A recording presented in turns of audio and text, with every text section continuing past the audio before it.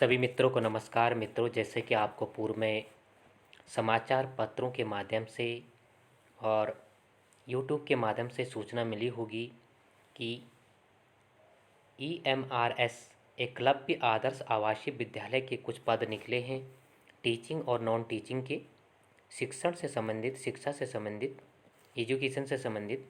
तो आज हम इसके बारे में विस्तार रूप से चर्चा करेंगे कि इसमें आवेदन कब तक हम कर सकते हैं, योग्यता क्या होगी, आवेदन कब से कर सकते हैं और कब तक अंतिम तिथि होगी, आयु सीमा, उम्र सीमा, एज लिमिट क्या होगी, फीस इसमें कितनी होगी, शुल्क कितना होगा और पाठ्यक्रम सिलेबस किस प्रकार से होगा।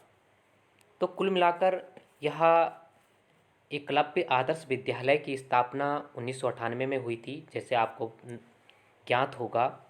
और 2000 में पहला जो विद्यालय खुला था, महाराष्ट्र में खुला था। एकलव्य आदर्श आवासीय विद्यालय के बारे में आपको जानकारी होनी चाहिए कि यह जनजातीय क्षेत्रों के लिए, आदिवासी क्षेत्रों के लिए विशेष रूप से यह आदर्श आवासीय विद्यालयों की स्थापना हुई थी।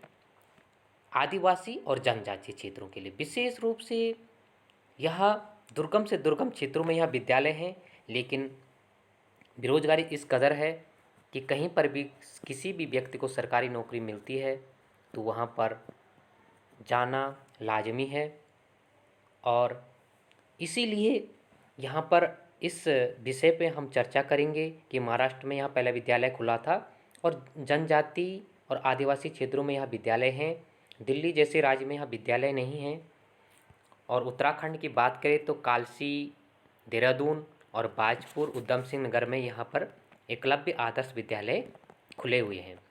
यहाँ पर विशेष रूप से 2018-19 में आपने समाचार पत्रों के माध्यम से देखा हुआ कि तब भी पद निकले थे, लेकिन उस बार यह भर्ती पूर्ण नहीं हुई थी, क्योंकि जो यहाँ पर कॉन्ट्रैक्ट बेस पे संविदा पे जो टीचर लगे थे उनने इस पे विरोध किया था और उनके लिए अब इसमें कुछ प्रावधान किए गए हैं।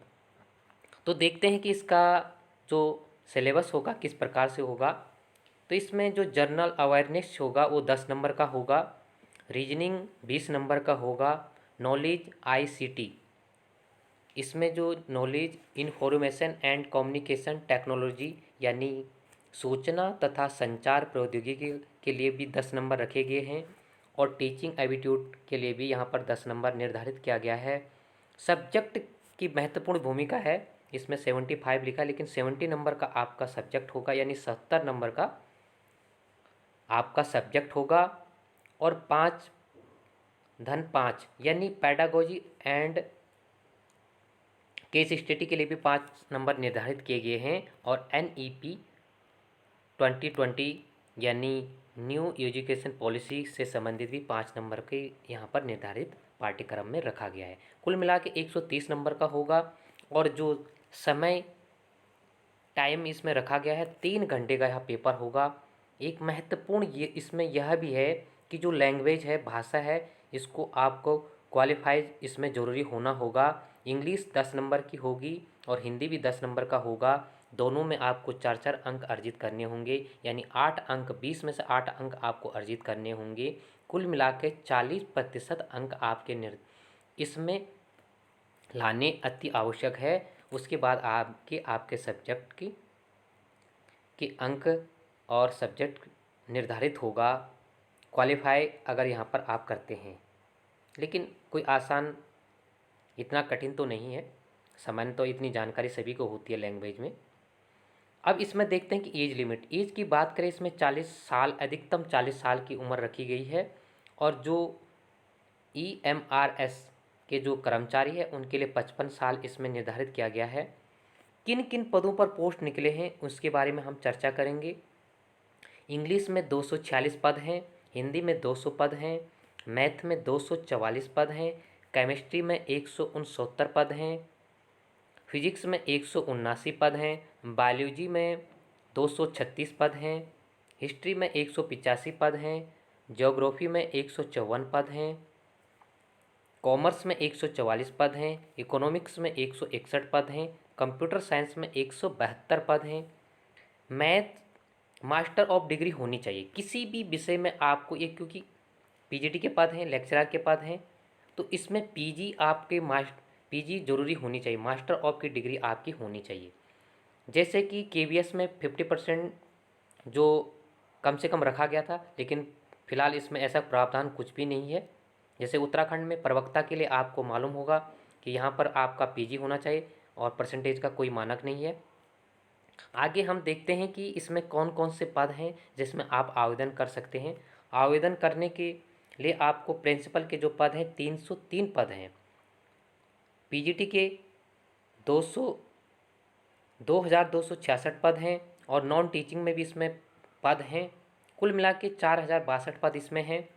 आवेदन शुल्क की बात करें, फीस की बात करें, प्रिंसिपल के लिए 2000 रुपये निर्धारित की गई है, जबकि पीजीटी के लिए 1500 और नॉन टीचिंग के लिए इसमें 1000 रुपये शुल्क रखा गया है। अगर आवेदन की अंतिम तिथि की बात करें तो 31 जुलाई 2023 तक अंतिम तिथि है।